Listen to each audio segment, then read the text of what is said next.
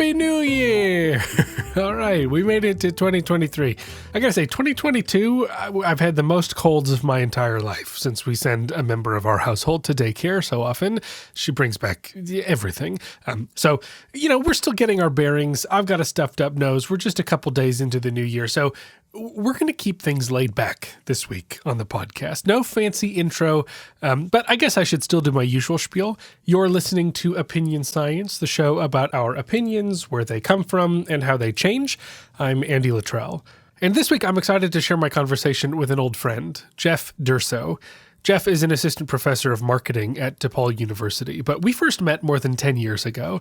I was still a new graduate student at Ohio State when Geoff joined the lab I was in.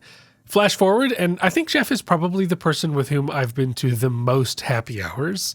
So many afternoons, into evenings, into nights, talking about science, entertainment, and nothing in particular. But very few mornings, because Geoff is not a morning guy. I'm calling this week's episode a mixed bag, in part because it's a conversation we had catching up at a conference last year, so we cover a lot of ground. But also because Geoff studies the experience of facing mixed information. When a person does both good deeds and bad. When a product has lots of positive attributes and a bunch of negative ones. When an option in front of us has a bunch of pros and cons. Generally, we call this experience ambivalence. This has come up on the show plenty of times before. You can hop back to episode 35, for example, with Edith Schneider for her take on it. But Geoff has come at ambivalence from a bunch of interesting angles. Should we feel conflicted when information is mixed? When are we more or less bothered by the lack of a simple conclusion that we can draw? He's got a bunch of cool work on this question. So let's hear about it. Here's my conversation with my old buddy, Geoff Durso.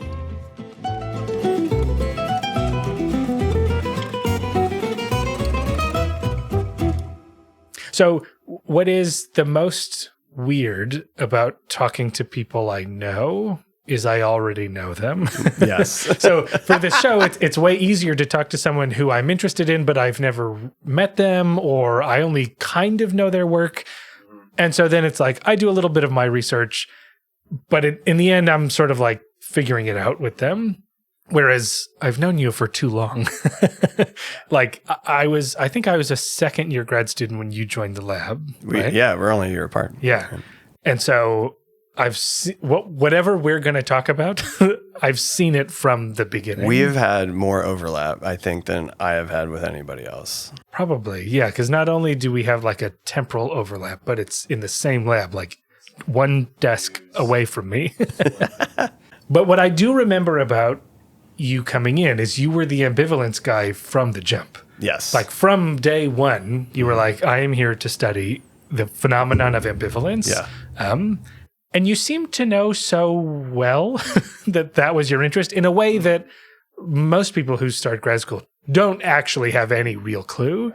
So like, why was that your thing? Yeah, I started because I had a great final year of undergrad that I kind of considered almost year zero when I was at Indiana, year zero of grad school, because I got to take graduate level courses. I took a seminar in attitudes. I took 2 stats courses, and I was doing a ton of reading. I was in the lab. I was designing studies. So it felt like I was already going through a lot of that phase of discovery before I went to grad school. And so when I got to a lot of the inconsistency stuff and then applying that to attitudes, that's obviously going to lead you right to ambivalence a lot of the time. So I started off with that idea of implicit ambivalence. And so I was very interested in when our kind of gut reactions to things betray or are otherwise in the opposite direction of what we say we like or dislike. And so classic versions of that are racial attitudes, of course. So I just got done moderating an implicit bias session. The extent to which there's kind of like an acknowledgement of that too really fascinated me. And so that ended up being why I pivoted from implicit ambivalence. I was like, I'm just kind of more interested in when people have both positive and negative reactions to things. And so that's kind of been my drive since then. You know, people do these, like you said, implicit ambivalence is often racial biases, where you sort of these abstract notions I have of social groups, and I feel one way and I express myself in a different way.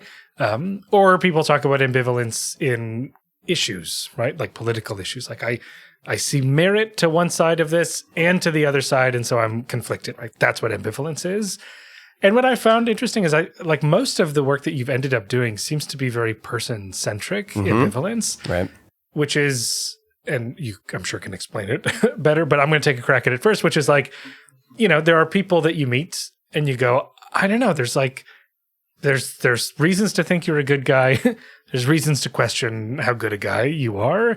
And so I'm conflicted, right? Or you make me laugh and you make me feel good, but I know there's these ulterior motives maybe. And so that's that moment of conflict. Like we face those with the people that we meet and our own people that, we know, like your family, right? Yes. People have ambivalent relationships with members of their own family. Yes.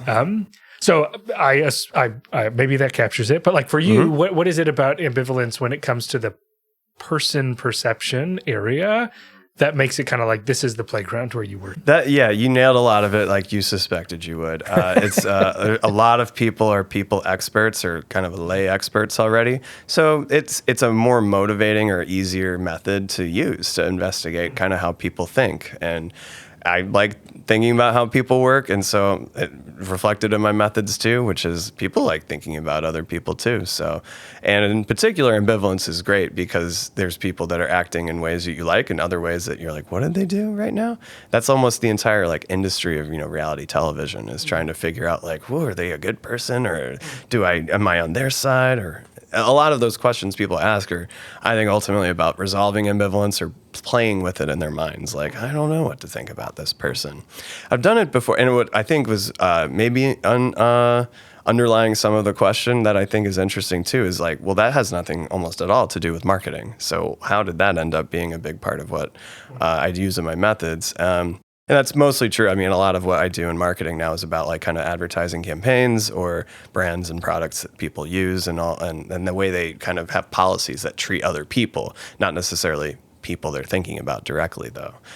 So I like coming up with behaviors that people will do that are mildly positive, that are sometimes very fun to me, and the mildly negative ones as well. And then imagining a person just watching them throughout their day do all 20 of these ambivalent mixed behaviors. That entertains me too, a lot like what persuasion studies do with like generating weak arguments about like the packaging's amazing.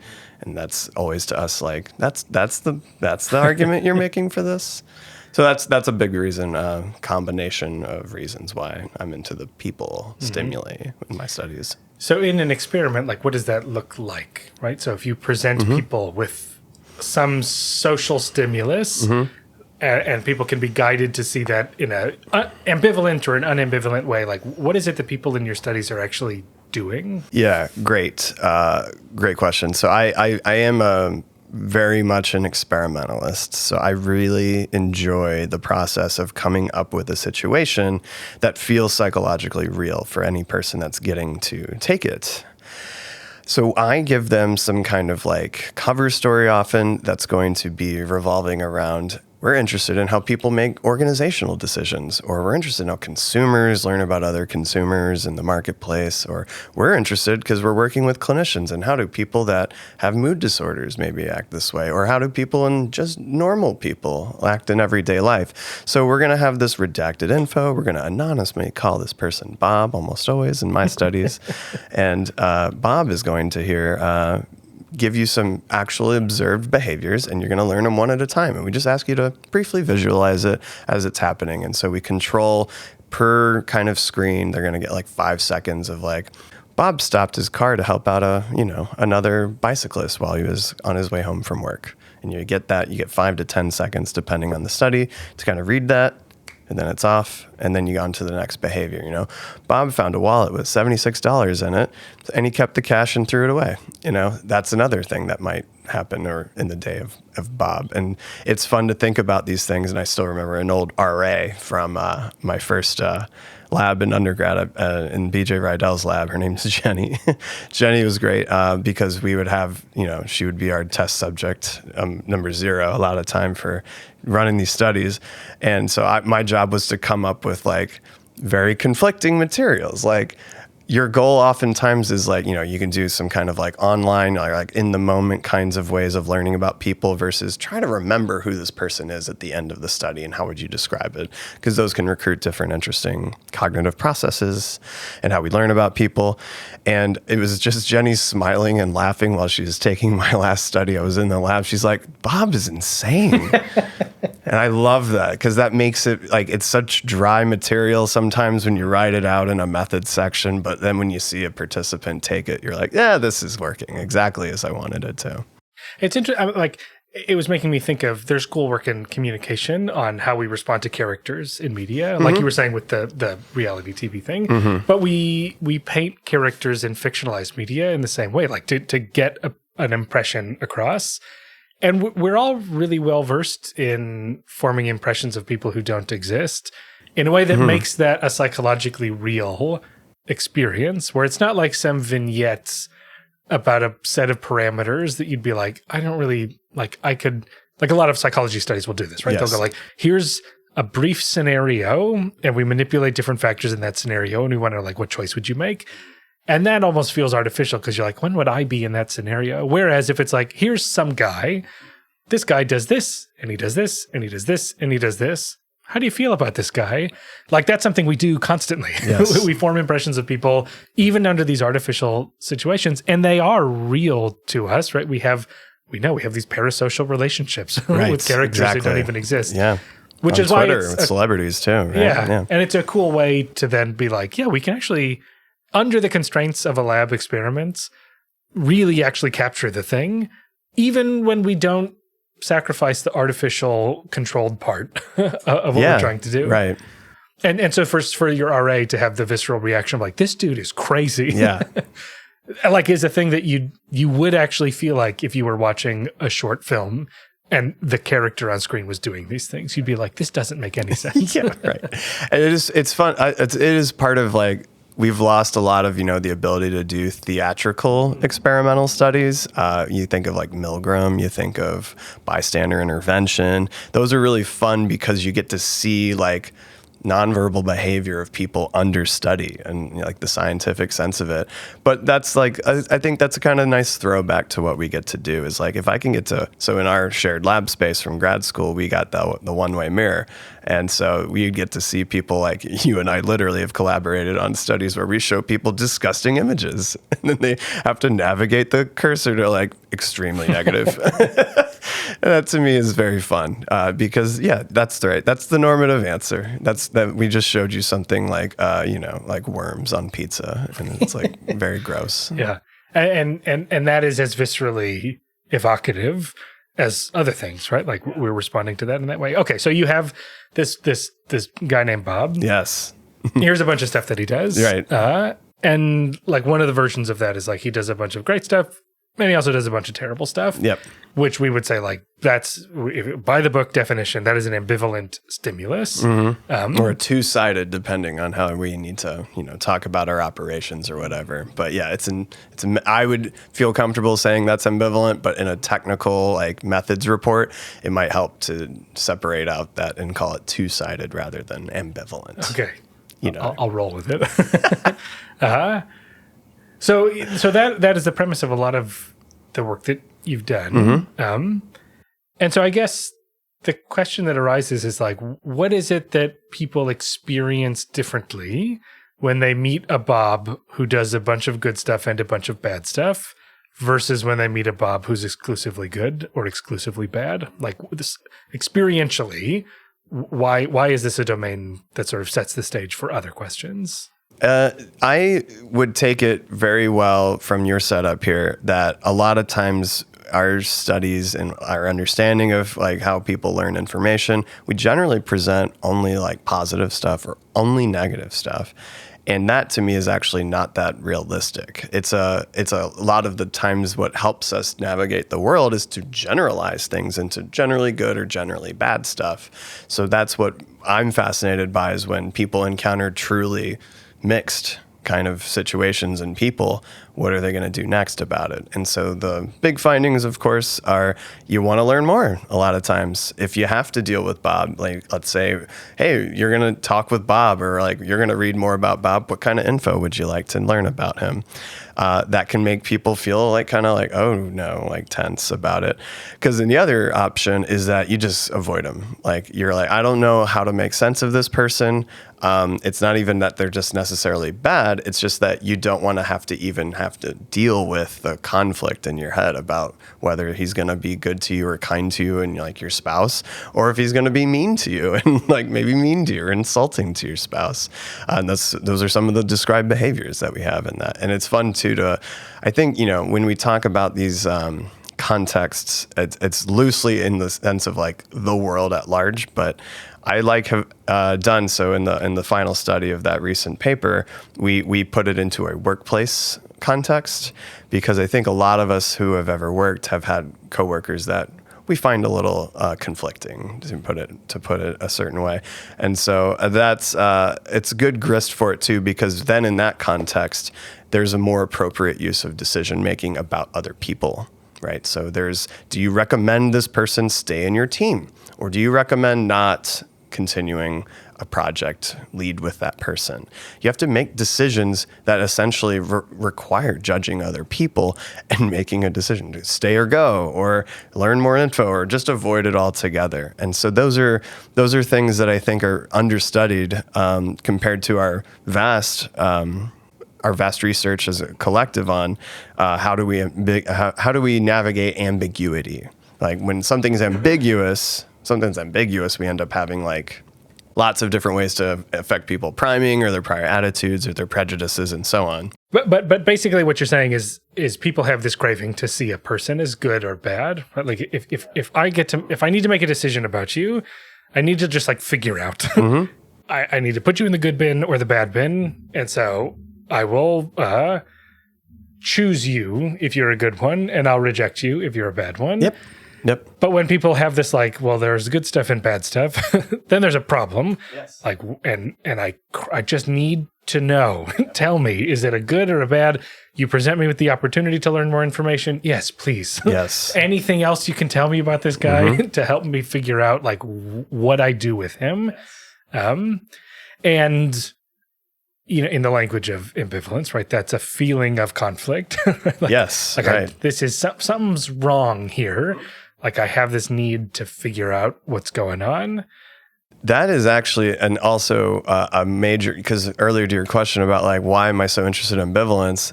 I think a lot of the attitude theory assumptions I thought were kind of silly, because people are silly though, in that why do we want to categorize people as generally good or generally bad? Like that's not that useful if it's like more accurate to describe them as mixed, or they're good in this context, but don't trust them in this context, that kind of thing. Like some of the studies I've done where we kind of manipulate whether Bob here, this person in my studies, is going to be very reliably good in a work context, but at home, he's actually kind of a jerk. Or we flip that and say he's kind of a schlub at work, but man, he's a great dad. He has like a great home life. Those kinds of things are ways to help us segment out information about people we learn or anything we learn about. And that's something I think is interesting about how mind works and how we learn information in general. And people in particular, we do that with all the time. It's easier to think of like, Bob's at work, don't give him a deadline. He's just going to whiz by it and not give you anything to do. But invite him to your kid's game or help him coach up the soccer team or something like that. He's excellent with kids in that sense. So we do that a lot. We kind of say what we're good at and what we should avoid doing because we're bad at it. And we do that for a lot of the other people in our lives too. So those are things that I think are fun ways to get at it. But that's also what started the Expectations project. I'm like, why don't people expect people to be more mixed? And it turns out, well, they don't. So here's some expectations, and here's 7 studies to look at it and figure it out. And the idea there's kind of like the point about craving an answer it's sort of like we just expect there to be an answer. Like I expect when I meet someone, I expect for them to either be a good person or to be a bad person. And that's why it's such a problem when you can't give me that answer. And I go, oh, great.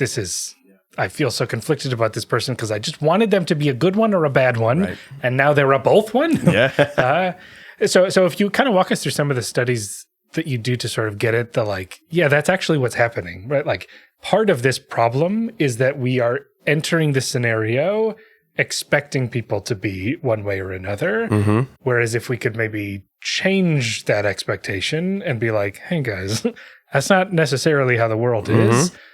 These moments of ambivalence stop being the same kind of problem. So balls in your court. All right. What's the story? I like, I'll lean on the one that actually gives the almost no expectancy granting information, where we don't warn people, we don't give them any context.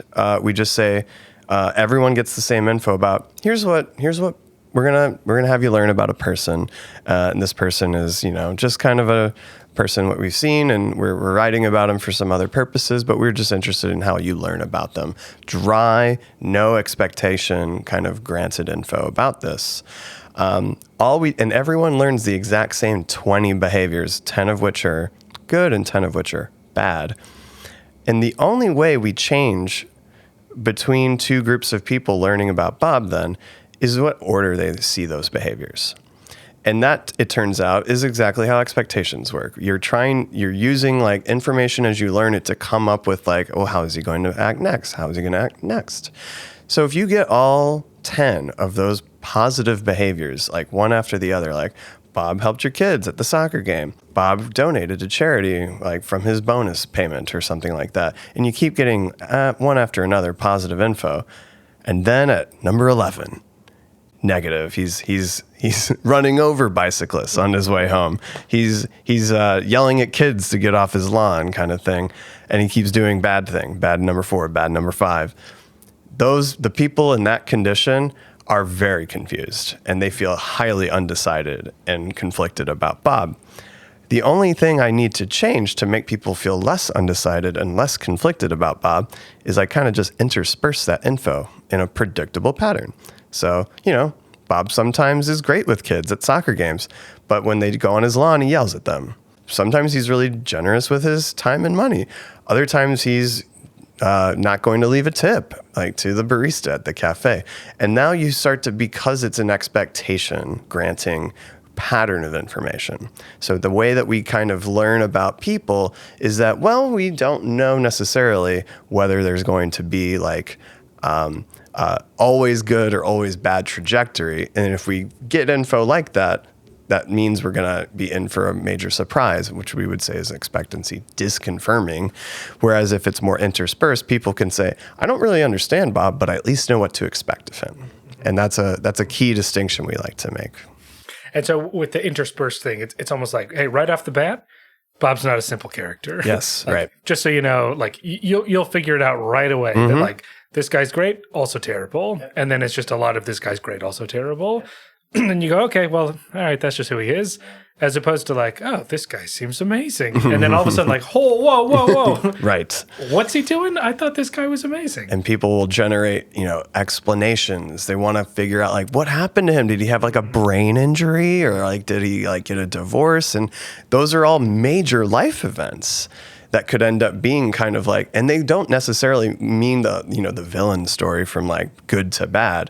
Somebody that's terrible could have a life-altering history, like getting in a major car wreck, and then suddenly, oh, I've lived my life so terribly to now, and now I'm an amazing person. You'll still feel conflicted about that person though, because you're like, who's the real Bob now? And like, is this something that, and there's this implied, course of time over which these behaviors may or may not be happening. And so we kind of like to naturally infer that they're happening in order, even though they may not be.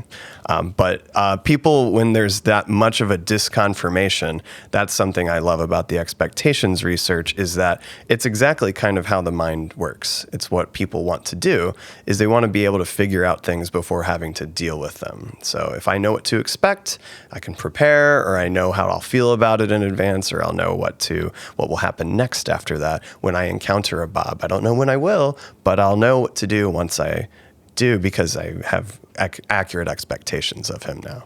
So that's ambivalence is fun to me because it's almost like this fun little like maxim that goes, expect the unexpected, which is, silly to me. But it means like, don't have expectations really. And so if the more you have expectations, the more likely they are to be, disconfirmed, and thus you're kind of left without knowing what to do. So it's a functional thing too, to feel like when it comes to people and products and just life in general, maybe don't think everything's going to be either awesome or perfectly terrible. It's funny.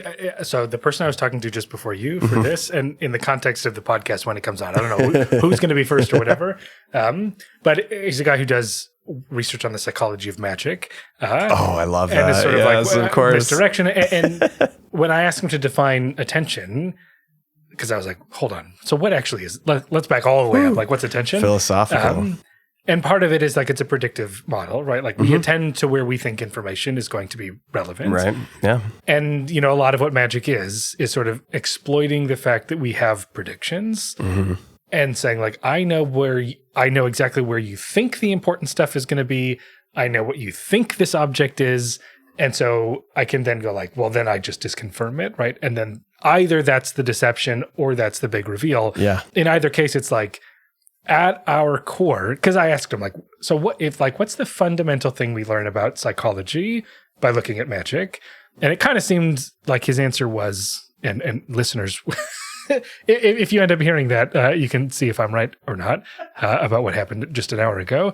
But it was kind of like, it's the fact that we're prediction machines, that we're constantly we rely on these predictions we make constantly more than we realize. And because we don't realize we do it, that's what can sort of lead us astray. And the whole time I was like, I know I'm about to talk to Geoff about this expectancy stuff, which is another example of that. Like, we don't necessarily appreciate that I expect people to be one way or another. And I'm just setting myself up for chaos by thinking the world is that simple. Or even more chaos. Yes, right. Or not even chaos was the word I was looking for, but like I'm setting myself up for confusion. Yes. If I go, this is how people are. Whereas what your work is showing across all these studies is like, if instead your expectation is that this person is actually complicated, then when I find out, I don't have that reaction of this guy's insane. I just go, oh yeah, that's the guy that fits. As promised, this person is both. So what are other? So one of them is you naturally let people come to these expectations. But what else can you do to sort of see whether these expectations change the way people process two-sided individuals? How else with what other consequences? Yeah, how do you set up the expectations? Oh, so you can tell people, literally. I mean, it's we try to keep it dry, as you know, like don't give them too much like other unnecessary exposition or information. So we say, his colleagues say he's can be good. Sometimes he's bad though. And some colleagues really like working with him. Other colleagues do not like working with him. It's as simple as that sometimes. We've made it even more minimal, and that's in part, so that's literally one of the names of the studies in that particular article is minimal expectations. And that's not even just the pattern of like good, bad versus good, bad. This is more like we had to write the difference between conditions of about like 6 words. And it was like something like, Bob is known to have both good and bad qualities. And then in the other group, it was, Bob is known to have many qualities. And that alone can have a difference in how conflicted people feel about and how undecided they are about this person they just met. It's almost like that. The simplicity of that is essentially almost a prime. And that could be then used to interpret all sorts of kinds of information. Other directions we think that are interesting to take, though, is if we have a really strong expectation for mixed information, and then you only get one-sided info, then people will feel maybe a bit like at an advantage because they'll know, like, I know what to expect now, though. So even if you surprise me later, I won't be as surprised with this countervailing information, like he's actually a jerk, or he's actually a saint. Like, what? He was just lying about this the whole time to save the children and the puppies. You know, there's a lot of those fun scenarios where people work those into like even stories like movies and TV, where a lot of these seemingly negative things that this person is doing were actually for this great cause, right? But having an expectation going into that of just like, this doesn't quite seem like they can't be this bad, right? That's a classic. That's essentially when people say that, that's about saying you're kind of expecting ambivalence. If you're thinking it's too good to be true, that's the name of a project I also have in marketing, that's expecting ambivalence, because you're like, where are the side effects? Where are the downsides to this thing that I'm considering buying or using? So those are all different ways of instantiating kind of an expectation that things will have both positive and negative qualities. There will be all these other qualities too that I'm like, I don't know whether that's a good thing or a bad thing yet, but that doesn't mean I need to shoehorn it into like a good or a bad category. Yeah. In the studies with expectations that I've seen, the expectations are usually about the stimulus, right? Yes. So like, Bob is this way. Yeah. But kind of the implications that we've been circling around are broader, where it's just like, do I approach the world with a mindset that things are complicated, that no one is just good or just bad? Right. Do we know anything about how that, like, could we confidently translate that to like an approach to the world? Oh, I imagine. But you've not done that. You haven't like instantiated those kinds of beliefs. I'm familiar with your work. I was not thinking of that, by the way. When you well, we had talked about it for years on dialectical thinking, in the sense just being able to allow contradictions to be present without having to resolve them necessarily. In a broad brush, that's essentially what a lot of the differences in being more or less of a dialectical thinking person allows. And that's something that you could reverberate that in a more ambivalent expectation specifically about. It doesn't need resolution for this person to be both good and bad. That could be the resolution is that's what I saw. And so it's about then almost like a worldview being like, all right, if I'm thinking about people, the category of people and persons out in the world, they're probably not going to be amazing 100% of the time. They're also probably not going to be terrible 100% of the time. And it's actually going to be far more in that middle. Maybe it'll skew positive in these groups or these communities that matter to me. Like, psychologists, like we're in that group of psychologists for us because we chose this. So we'll probably like talking with each other a lot. And then another group where, they can have their own community, like lawyers. I'm like, I don't think I'm going to particularly like a lot of their conversations. So I don't think it's going to be all terrible all the time to talk to lawyers. I don't think it's always going to be awesome to talk to psychologists, but it is something to be said about, yeah, sure, it'll trend one certain way or another. It just doesn't need for me to be so black and white in a sense of like 100% one or the other direction. Mm-hmm. Yeah, you mentioned in the middle, and in the dialecticism work, they refer to it as the middle way in a lot of ways, which, just to fill in the pieces, right, this is the what do they call it? Like a naive belief about the world, which just means like, the beliefs that we carry about the world. Some of the people of the world have the perception that things are one way or the other, right? It's black or it's white, it's right or it's wrong, it's good or it's bad. Or you could adopt a different perspective, which is everything is kind of everything. And there's always some good in the bad, and there's some truth in the falsities and some falsehoods in the truths. Mm-hmm. And this is often mapped onto cultural differences, at least in the early days of looking at this, that like Western cultures tend to have this less dialectical, like we come from a culture of debate and rigor and like you're wrong and I'm right. Whereas in East Asian cultures where philosophies have more typically emphasized this kind of like Taoist notion of like the yin yang is the visual depiction of this, right? There's always some white in the black and some black in the white. Yeah.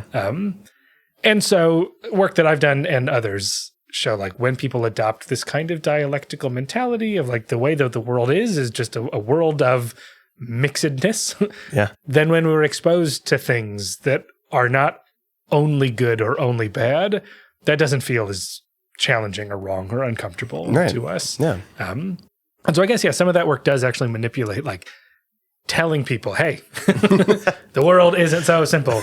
And those instructions, like saying, hey, Bob has some good things going for him, and he's got some problems. Yeah. Those kind of accomplish the same thing in two different ways, where it's just like setting expectations, right? Like, don't come into this thinking that it's going to be one way or the other. That's a misguided approach to what you're about to face. And the nice thing is that when you set those expectations, it seems like people go like, all right, well, do they though? So I wonder like at the mean level, right? So like, yes, people become more comfortable with the fact that Bob is good and bad under these like revised expectations, but do they become totally cool with it? Yeah, it depends. So a finding in a retrospective of all of the studies we ran in that particular project made perfect sense is that the more minimal our expectations induced either by that pure behavioral pattern or this like designed minimal expectation, those people still feel pretty surprised in all cases because they barely have like a leg to stand on expectation wise. That was the design of it. But if you give them a pretty good verbal induction and say, hey, here's a paragraph, like a brief one, like 4 sentences about Bob. Some of the people he works with, they like him. Some of the other people he works with, they don't like him. So he's known to have both positive and negative qualities. That has a robust effect in that it just very simply conveys the core info about the evaluation of Bob. How do people think about him? How will then you test what you think about him going forward? So some people are going to use these expectations more when they feel like there's a lot more kind of meat to them, and other times when it's just kind of like a brief little gust of an expectation en route to learning about somebody, then those won't be as useful, but they'll be a little bit useful. It just doesn't... It takes the sting away. Yeah, it takes the immediate impact, but you still feel some impact of, this is a conflicting person. But at least that kind of, got a little whisper of an indication of that as an expectation beforehand. Because it kind of seems still that like, okay, I saw it coming, but it's still kind of weird, right? That you are the same person who robbed a bank as who donated to the charity. Yeah, like you robbed the bank to donate to the charity. And even if you did, like, I don't know, like, what do I do with you? And those are usually fun questions. Like a lot of what your work in morality is really, I think, interesting. In general, all of moral psych is because of it's oftentimes trying to create scenarios that make people feel kind of torn. It's a dilemma. That's what they call them, moral dilemmas. Yeah, exactly. So those are all designed to challenge you and think about pros and cons or ambivalent reactions towards like one of 2 or 3 different options. And so I do enjoy it from that perspective as the ambivalence view of it, at least. But even still, the point is just like, so that example was dilemma-y. But like if it's just 2 distinct things that are true about this guy, that he helped his neighbor unpack and that he like yelled at a kid in the neighborhood. Right. Still you go like, yeah, Bob's a mixed character, huh? And you go, okay, so I'm not as surprised, but still like, what person does both of these things? I still wish it was just one or the other. And then I don't know, you deal with this here, but in your other work, it's like, if I have to now make a decision about you, right? Like, do I hire this guy? Right. That's the last study. Yeah. Oh, is it? Okay. Yeah. So we adapted the whole power and inaction stuff for that final study. And that was, I mean, obviously we had the materials ready to do that. And we're like, this will make decision-making kind of a fun outcome to see. So what happens? Like, let's not talk about the power part yet, but if I still see this person as a good character and a bad character, and I now have to make a choice, what is the choice that people want to make? So that a lot of people want to say or ask for like, what are you going to decide on? And we think the probably normative answer, in which our data show is true, is people go for the midpoint when they're provided like a kind of like, I'm in between the two. But even when we do that and we tell people like, which way are you leaning? Are you leaning to firing him or like maintaining him? Are you leaning to promote him or like not promoting him, depending on a frame we want to use? We can find people generally will make about the same choice. They'll just take longer to do it to the extent it's more surprising.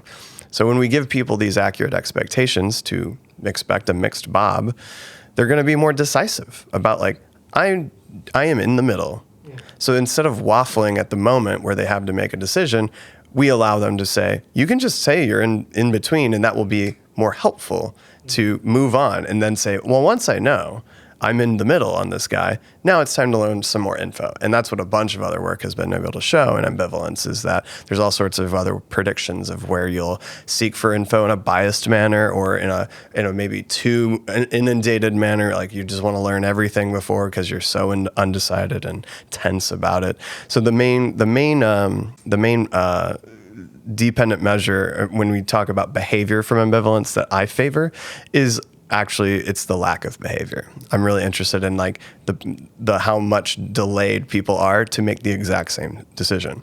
I think that's an interesting way to think about behavior, because if you don't know, then just say you don't know. We'll even provide the answer for you. And they still kind of are hesitant about it when it's less expected. But the kind of canonical version is like you have to hire this person or well, you don't hire or fire a person, but you hire this person. You have to recommend or not. hiring or recommend firing. Hiring or That's firing. how we frame it. Well, would the same candidate be a logical hire and a logical fire? You have to already work there if you're going to get fired. It's a good operational point, actually. And when we do these studies, we'll actually counterbalance whether it's a promotion frame or a firing frame, because you're right, we ran into that design issue where that's almost never going to be the decision. It's not going to be whether we're going to give you a bonus versus you're fired. Right. You generally know before that decision, like which trend you're directing it in. But what we do is whether it's an action or inaction in that frame. And so inaction is supposedly something that ambivalence would favor greatly. But when it's time to actually just say like, go for it. Like, what do you recommend? They still hesitate to even recommend not doing anything. So it's on inaction about whether we're acting or not. So should we promote this person or not? Yes, right? And right. if you're conflicted, you should just say like, no, I don't have enough information, so let's just not do it. Right. But instead, it sounds like people just go like, I don't know. Right. And it's fantastic to me because it competes then against like, clearly there's one version of this prediction which would say people are very quick once they're highly ambivalent to say, boom, press the button, not promote because I'm undecided. But that also means, well, that's kind of a decision. And people, I think, are actually making that inference psychologically, where once you make a recommendation, that's your recommendation now. And now that's what they're hesitating on, is almost the expression of one over the other. Because I'm saying in that don't promote, I'm still saying like, I recommend us not promote this person. Right. I'm against promotion. I'm against it. Yeah, right. Whereas if I'm conflicted about this person, I don't know. Right. Like, I'd much rather be like, come back to me later. Mm-hmm. I don't want to make this decision That's now. right. And that's what powerful people do. They like to delegate. Yes. Okay. So to wind us up or to wind us down, this power stuff is cool because it sort of brings in this perspective that would have made maybe other predictions. Mm-hmm. So what is it about powerful people and the decisions they make that get mucked up when we account for the fact that we can be conflicted about our decisions? Yeah, so powerful people, there's lots of different theories of how power changes us psychologically, and in particular, they almost all agree you're more goal-directed, so you're more decisive, you act more. If I make you feel powerful, you're going to do more stuff, like whatever it is, for good or for bad. So everyone kind of already agrees that, the power corrupts is a psychological naive theory. It's just a saying people like to throw around because we see politicians all the time act that way potentially. But that has to do a lot of times with describing the situation or the person they find themselves in once they have power, because people with power that are generally in a good situation look like they're doing great things with that too. Like you can think of Jeff Bezos's ex-wife, Mackenzie Scott. Like as soon as she got the divorce and all of the money, she gave away like tons of it. So she had so much power very all of a sudden. That didn't corrupt at all. She was giving away more than the next 9 billionaires in the world combined, like in one single year. So there's a lot to say about like power makes people like once you have it, and it turns out you don't even need to have the power. You don't have that need the like resources or the time or the money. You can feel that way. You can feel powerfully different, and that'll make you want to act more too. And so what happens when powerful people have ambivalence? That's the whole premise of the paper. And so there's a lot of fun old work that I cited in it. It's called Old Sergeant Syndrome. And that is when a commanding officer in the middle of like an intense battle or some they're the ones that are going to have to decide whether to, push the advance or retreat with the troops. But what happens is staying put, in other words, doing nothing, the status quo, is the worst option. And that's what happens a lot of times with the old sergeants in this syndrome, is that they're paralyzed by the indecision because they know either way they decide something, people will die, or their own position or their country or their forces will be in a weaker position if they make the wrong decision. So what they do is they make actually the worst one, which is doing nothing.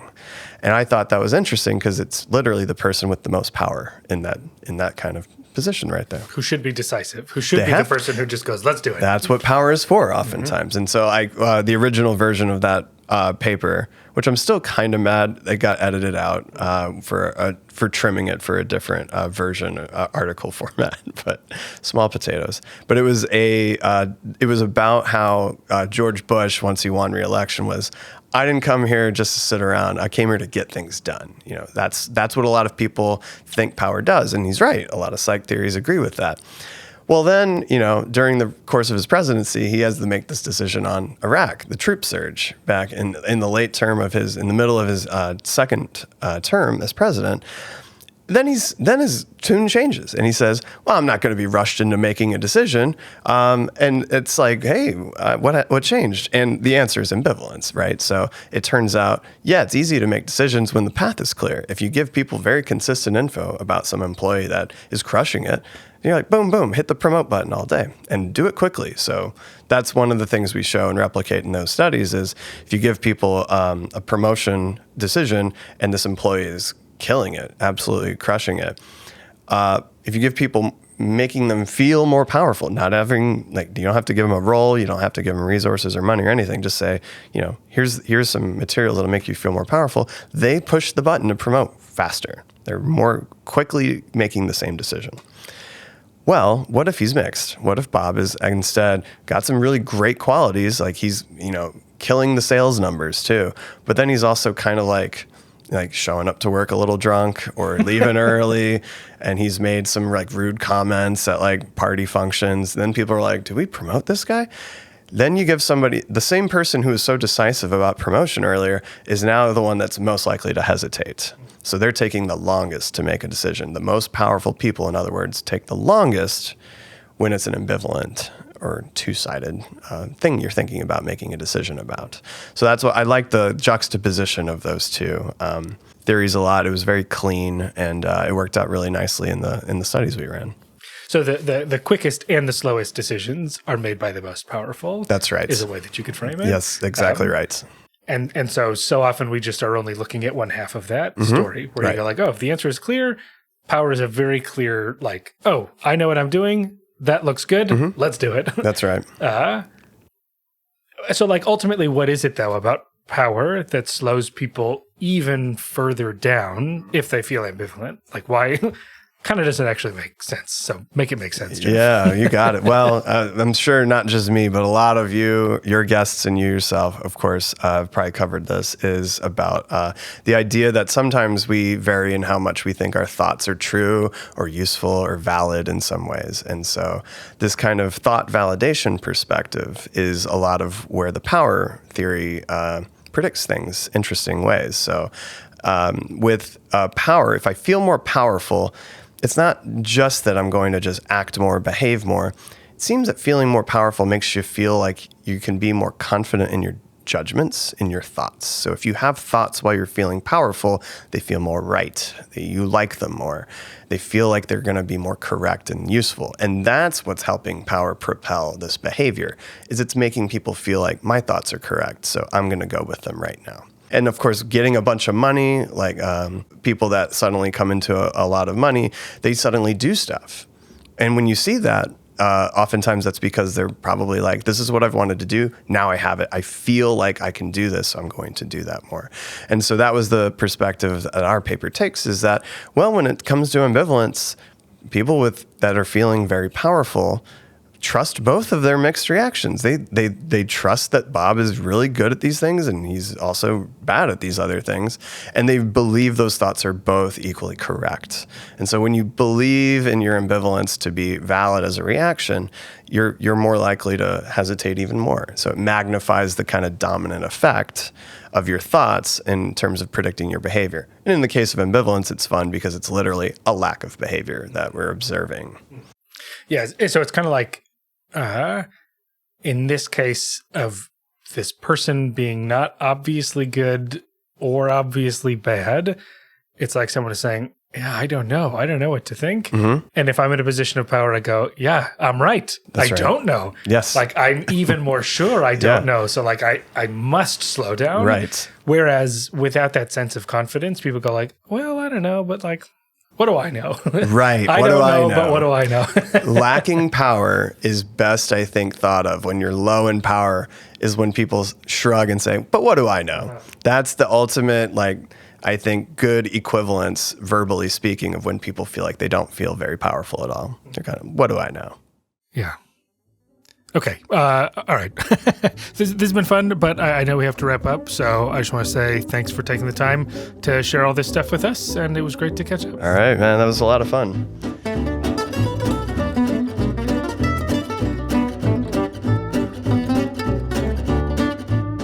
That'll do it for another episode of Opinion Science. Thank you to Geoff Durso for taking the time to come on the podcast. We actually sat down and recorded this in May of 2022 at a conference, but with a backlog of other stuff, you're only just hearing it now. So a little peek behind the curtain. You can find out more about Geoff and his research by visiting links to his work in the show notes and by going to geoffdurso.com. That's GEOFF as Geoff. Make sure you're subscribed to the podcast, follow it on social media or other media apps. Go to opinionsciencepodcast.com for transcripts and previous episodes. Email me feedback, cookie recipes, or your adoring praise. Leave a review on Apple Podcasts. Have I given you enough homework to do? That's it for me. I'm going to go try and recover from this cold and enjoy the first few moments of a fresh year. I'll see you back in a couple weeks for more Opinion Science. But in the meantime, bye-bye.